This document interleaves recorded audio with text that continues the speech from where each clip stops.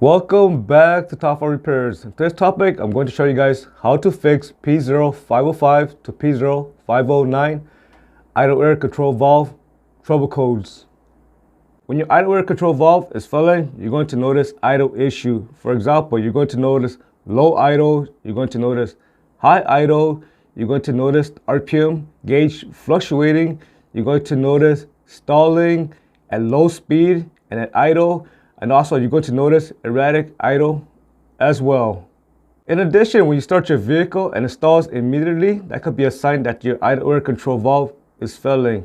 For example, when you start your vehicle and it feels like your vehicle wants to stall, and when you step on the gas pedal and your engine continues to run, and when you let go of the gas pedal and your engine stalls, that could be a sign that your idle air control valve is faulty. Another sign that you know that your idle air control valve might be failing is going to be noise. A failing idle air control can make a clicking noise, it can make a buzzing noise, it can make a humming noise, and it can make a flaring noise at startup. And if you're not sure how that flare noise sounds like, it's going to sound something like this at startup. If you hear that noise at startup, you should check your idle air control valve. So what caused the idle air control valve to fail prematurely? And the number one reason is going to be caused by carbon buildup and dirt buildup. If there's too much carbon buildup and dirt buildup on the plunger, it can cause the plunger to stick in one position. For example, the plunger can stick out too much or it can stick in too much.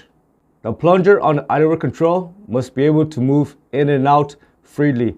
If it's not able to move in and out freely, this will definitely affect idle, and again, you're going to notice idle issue. If you're experiencing idle issue and you're getting P0505 to P0509, the quickest way to check if your idle air control valve is an issue or not is to disconnect the connection. If you disconnect the connection and your idle suddenly improves slightly, then this might be the issue. Another way to check if the idle air control valve is working or not is to remove the idle air control valve from the throttle body by removing these two screws. Make sure to disconnect the connection. Next, you want to cycle your key, but do not start your vehicle. Next, keep an eye on the plunger. You can step on the gas pedal and release it, and step on the gas pedal and release it, and watch the plunger goes in and out. If it does not plunge in and out, then you know the idle air control valve is faulty. I forgot to mention that when conducting this test, this can actually cause the plunger to plunge all the way out, and this can actually cause the plunger and the spring to come out of place. So make sure to put this idle air control valve in a Ziploc bag just in case it flies out. If your idle air control valve is stuck in one position, you can always use throttle body cleaner or carburetor cleaner and clean the idle air control valve and remove the carbon buildup on it.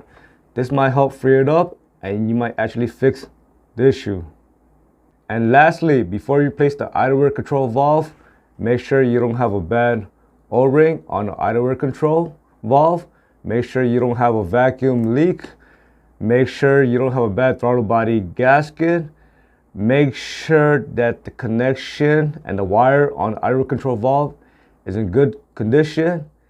And for some vehicle, when you change the idle air control valve, you may actually have to conduct a relearn procedure.